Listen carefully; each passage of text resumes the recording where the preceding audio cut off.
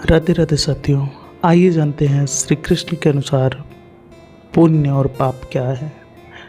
शास्त्रों पुराणों में बताया गया है कि मनुष्य धरती पर रहकर जो भी अच्छे और बुरे कर्म करते हैं उन सभी कर्मों का लेखा जोखा मृत्यु के बाद होता है और इसके अनुसार सजा और पुनर्जन्म मिलता है।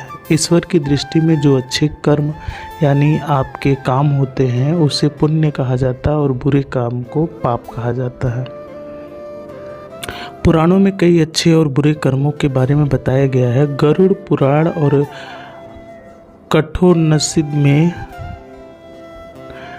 यह भी बताया गया है कि मनुष्य को अपने पाप कर्मों के कारण मृत्यु के बाद अलग अलग तरह के पापों के लिए कौन कौन सी अलग अलग सजा दी जाती है। गरुड़ पुराण में उल्लेख मिलता है कि मनुष्य धरती पर जो कुछ भी पाप करता है उन सभी पापों की अलग अलग सजा बारी बारी से मिलती है। यम के न्याय में किसी भी पाप का सजा से बच नहीं पाता। गरुड़ पुराण में बताया गया है कि पर स्त्री पुरुष संबंध रखने वाले को लोह की गर्म सलाखों को आलिंगन करवाया जाता है। जो पुरुष अपने गोत्र की स्त्री से संबंध बनाता है उसे नरक की यानी यातना भोग कर लकड़बग्घा अथवा शाही के रूप में जन्म लेना पड़ता है। कुमारी अथवा अल्पायु कन्या से संबंध बनाने वालों को नरक की घोर यातना सहने के बाद अजगर या योनि में आकर जन्म लेना पड़ता है। जो व्यक्ति काम भावना से पीड़ित होकर गुरु की पत्नी का मान भंग करता है ऐसे व्यक्ति वर्षों तक नरक की यातना सहने के बाद गिरगिट की योनि में जन्म लेते हैं। मित्र के साथ विश्वासघात करके उसकी पत्नी से संबंध बनाने वाले को यमराज गधा की योनि में जन्म देता है। लेकिन अभिविचार और धोखा देने से भी बड़ा एक पाप है जिसकी सज़ा कठोर है। महाभारत के अनुसार एक व्यक्ति ने ऐसा पाप किया था, लेकिन आजकल बहुत से लोग ऐसे पाप करने लगे हैं। जानिए आप ऐसा पाप क्या है, उसकी सज़ा क्या है। भगवान श्री कृष्ण के दृष्टि में जो सबसे बड़ा पाप है वह है भ्रूण हत्या। महाभारत युद्ध समाप्त होने के बाद जब द्रोणाचार्य के पुत्र अश्वत्थामा ने उत्तरा के गर्भ में पल रहे बालक परीक्षित पर ब्रह्मास्त्र का प्रयोग करके उसकी हत्या कर दी, तब भगवान श्री कृष्ण सबसे अधिक क्रोधित थे।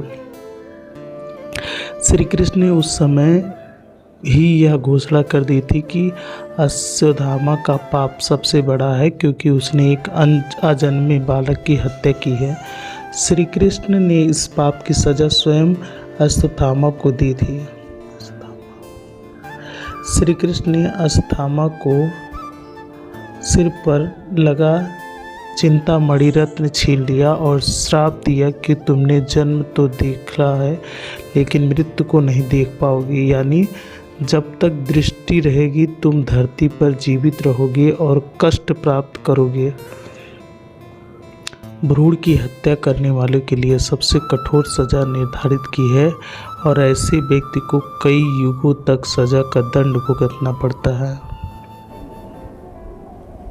भगवद गीता में भगवान श्री कृष्ण ने कहा कि केवल ज्ञान की बातें बताई बल्कि जीवन जीने की कला के बारे में भी बताया। भगवान श्री कृष्ण ने अर्जुन को जो गीता का उपदेश दिया है वह हर मनुष्य के लिए प्रेरणा स्रोत साबित हो सकता है। गीता में भगवान श्री कृष्ण ने अर्जुन को उपदेश देते हैं कि जो भी मनुष्य भगवद गीता की 18वीं बातों को अपनाकर अपने जीवन में उतारता है वह सभी दुखों से, वासनाओं से, क्रोध से, ईर्ष्या और लोभ से, मोह से, लालच से आदि के संबंधों से मुक्त हो जाता है। आगे आइए जानते हैं। आनंद मनुष्य के भीतर ही निवास करता है, परंतु मनुष्य उसे स्त्री में, घर में और बाहरी सुखों में ढूंढता है। श्री कृष्ण कहते हैं कि भगवान वासना केवल शरीर से नहीं बल्कि मन से करनी चाहिए। भगवान का बंधन उन्हें प्रेम संबंध में बांधता है। मनुष्य की वासना ही उसके पुनर्जन्म का कारण बनती है। इंद्रियों के अधीन होने से मनुष्य के जीवन में विकार और परेशानियां आती हैं। संयम यानी धैर्य, सदाचार यानी स्नेह, सेवा जैसे गुण सत्संग के बिना नहीं आते। श्री कृष्ण कहते हैं कि मनुष्य को वस्त्र बदलने की आवश्यकता नहीं है, आवश्यकता हृदय परिवर्तन की है। जवानी में जिसने ज़्यादा पाप किए हैं उसे बुढ़ापे में कभी नींद नहीं आती। भगवान ने जिसे संपत्ति दी है उसे गाय अवश्य रखनी चाहिए। जुआ, मदिरा पान, पर स्त्रीगमन, अनैतिक संबंध, हिंसा, असत्य, मद, आसक्ति और निर्दयता, इन सभी में कलयुग का वास है। अधिकारी शिष्य को सद्गुरु अवश्य मिलता है।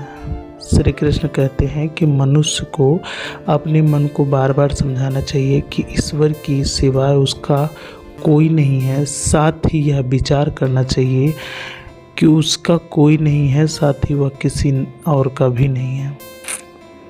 भोग में क्षणिक सुख है, साथ ही त्याग में अस्थायी सुख है। श्री कृष्ण की कहते हैं कि सत्संग ईश्वर की कृपा से मिलता है, परंतु कुसंगत में पड़ना मनुष्य के अपने हाथ में होता है। लोभ और ममता, किसी से अधिक लगाव पाप के माता पिता हैं, साथ ही लोभ पाप का बाप है। श्री कृष्ण कहते हैं कि स्त्री का धर्म है कि जो तुलसी और पार्वती की पूजा करे। मनुष्य को अपने मन और बुद्धि पर विश्वास नहीं करना चाहिए, क्योंकि ये बार बार मनुष्य को दगा देते हैं। खुद को निर्दोष बनाना बहुत बड़ा दोष है। यदि पति पत्नी को पवित्र जीवन बिताएं तो भगवान पुत्र के रूप में उनके घर में आने की इच्छा रखते हैं। भगवान इन सभी कसौटियों पर कसकर जांच परख कर ही मनुष्य को अपनाते हैं। आज के लिए इतना ही, मिलते हैं नई वीडियो में, तब तक के लिए राधे राधे दोस्तों। अगर हमारी वीडियो से आपके हृदय परिवर्तन में कुछ भी मदद मिलती है तो इसके लिए बहुत ही सौभाग्यशाली होंगे हम।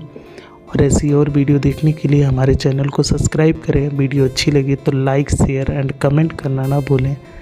राधे राधे साथियों।